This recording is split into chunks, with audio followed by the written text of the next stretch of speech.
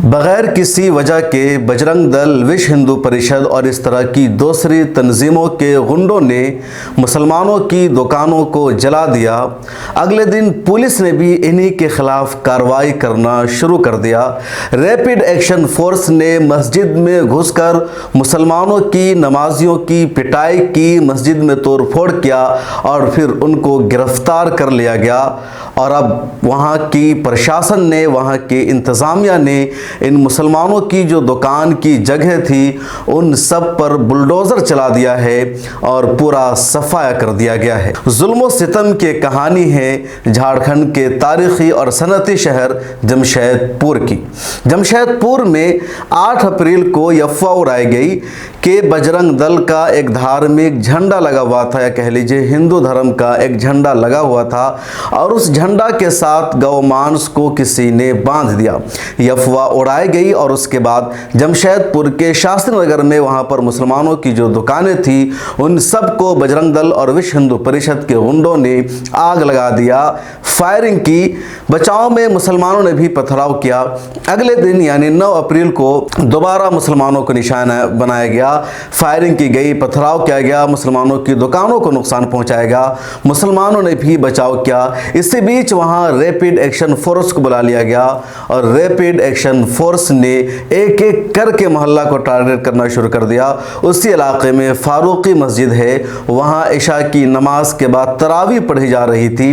Rapid action force मस्जिद में दाखिल हो गई और वहां उसने तोड़फोड़ किया, नमाजियों की पिटाई की। सोशल मीडिया पर वीडियो भी वायरल हो रही है जिसमें देखा जा रहा है कि पुलिस मस्जिद में पत्थर फेंक रही है, मस्जिद के तार को काट रही है, मस्जिद में तोड़फोड़ कर रही है।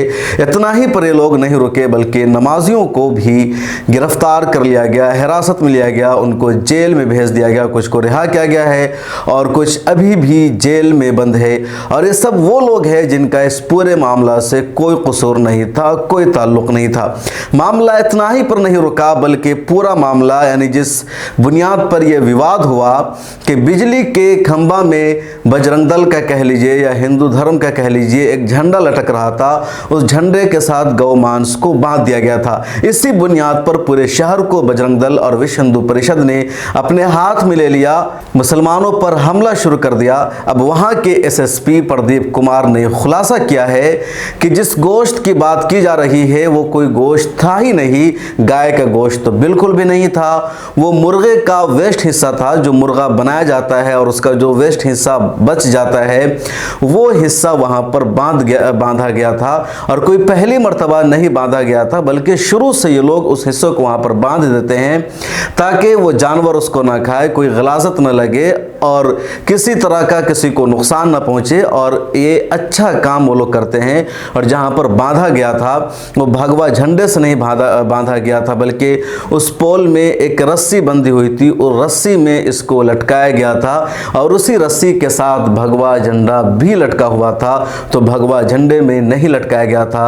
आप खुद सुनिए एसएसपी के इस बयान को। प्रतिबंधित मांस, तो प्रतिबंध हु डिसाइड्स की प्रतिबंधित मांस है? प्रतिबंधित मांस वहाँ था ही नहीं।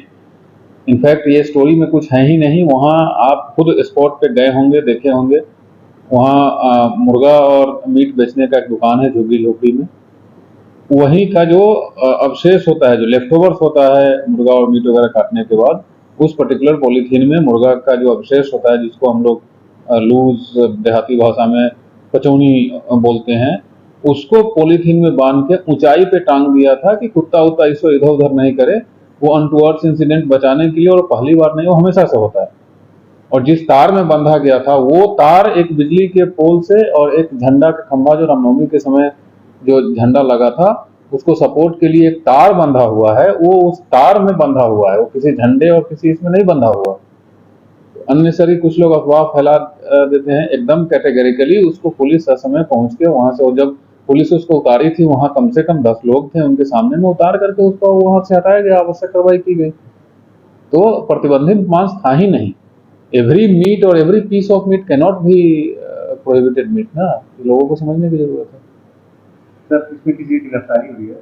जी, कल तक जो कल सुबह में प्राथमिकी दर्ज हुई थी उसमें कल देर रात्रि तक 59 लोगों को गिरफ्तार करके उनको माननीय न्यायालय के आदेशानुसार जेल भेज दिया गया है। आगे की गिरफ्तारी जारी है। तो आपने सुना, आपको यकीन हो गया कि जिस बात की अफवाह उड़ाई गई, जिस बात की बुनियाद पर पूरे जमशेदपुर को आग में ढकेल दिया गया, वहां ऐसी कोई वजह ही नहीं थी। यानी बगैर किसी वजह के बजरंग दल और विश्व हिंदू परिषद के गुंडों ने हमला करने की प्लानिंग की, मुसलमानों को नुकसान पहुंचाएगा। अब क्या हुआ वो सुनिए। पुलिस ने कार्रवाई करना शुरू किया। अब खबर आ रही है कि 1200 तकरीबन वहां गैर नामजद FIR दर्ज की गई है। 119 लोगों के खिलाफ नामजद FIR दर्ज की गई है और इसमें अक्सरियत मुसलमानों की है। 60 के करीब लोगों को गिरफ्तार किया गया है, इसमें भी अक्सरियत मुसलमानों की है। और आज की खबर यह है कि पुलिस प्रशासन ने वहां पहुंच करके शास्त्री नगर में मुसलमानों की जो 40-50 दुकानें थी उन सब को बुलडोजर चलाकर जमीन दोज कर दिया है। और प्रशासन की तरफ से यह कहा जा रहा है कि इस वजह से जमीन दोज किया गया है, बुलडोजर चलाया गया है कि सब अवैध कब्जा था, इनके पास इसके कागजात नहीं थे, इनके पास मालकाना हक नहीं था।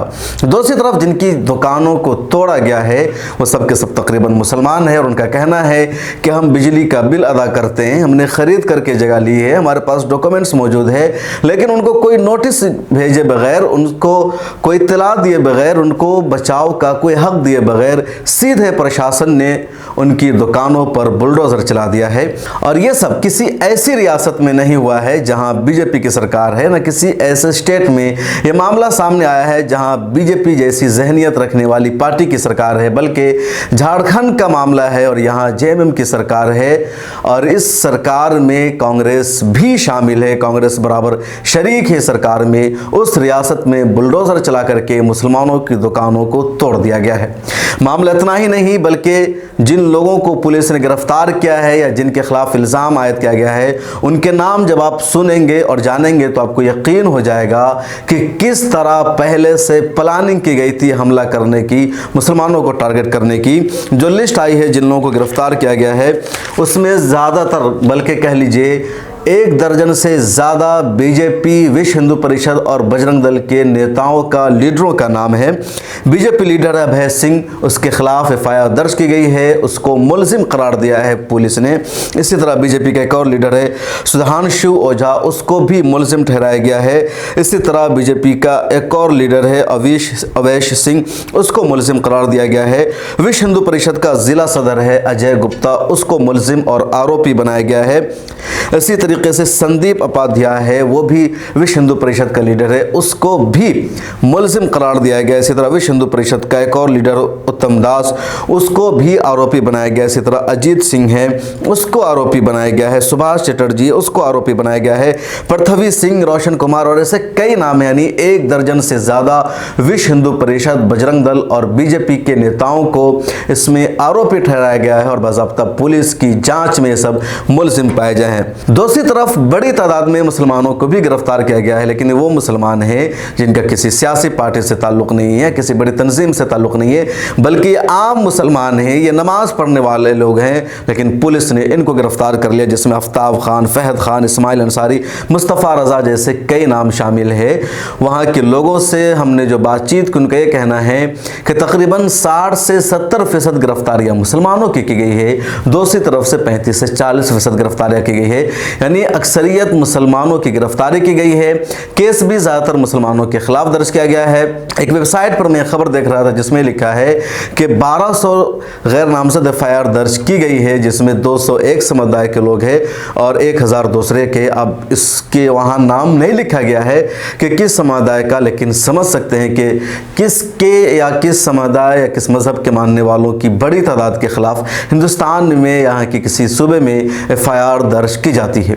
सबसे बड़ा मामला यह है कि SSP ने जब खुलासा कर दिया कि जिस अफवाह को बुनियाद बनाकर हमला किया गया, फसाद करने की साजिश रची गई, वो वजह ही बेबुनियाद थी, गौमांस पाया ही नहीं गया, मुर्गा का वेस्ट हिस्सा था। और SSP कह रहे हैं कि उन्होंने बेहतर काम किया, ये पहले से होता आ रहा है, कोई पहली मर्तबा नहीं हुआ। इसके बावजूद इसी बुनियाद पर हंगामा किया गया, हमला किया गया, मुसलमानों को बेघर किया गया और पुलिस ने फिर मुसलमानों को ही ज़्यादा तादाद में गिरफ्तार करना शुरू कर दिया।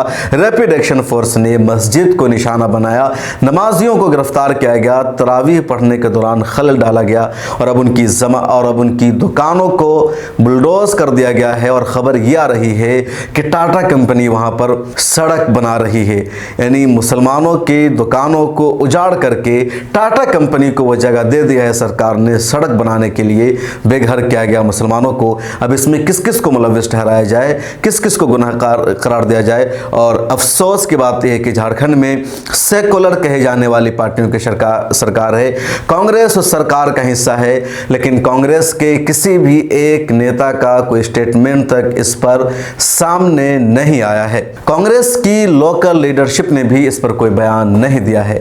कांग्रेस का अक़लियती डिपार्टमेंट भी इस जुल्म और अत्याचार पर खामोश है, एक लफ्ज़ बोलने को तैयार नहीं है। जमशेदपुर के जिस इलाके में यह हुआ है वहाँ का एमएलए भी एक कांग्रेसी ही है, लेकिन उसकी तरफ से भी कोई भी मामला सामने नहीं आया है। इस वीडियो में इतना ही। आप अपना रिएक्शन कमेंट सेक्शन में ज़रूर दीजिएगा। फेसबुक पर देख रहे हैं तो पेज को फॉलो कीजिए और यूट्यूब पर देख रहे हैं तो सब्सक्राइब कर लीजिए। मिलत टाइम्स को आपकी ज़रूरत है, हमारी आप माली मदद करें।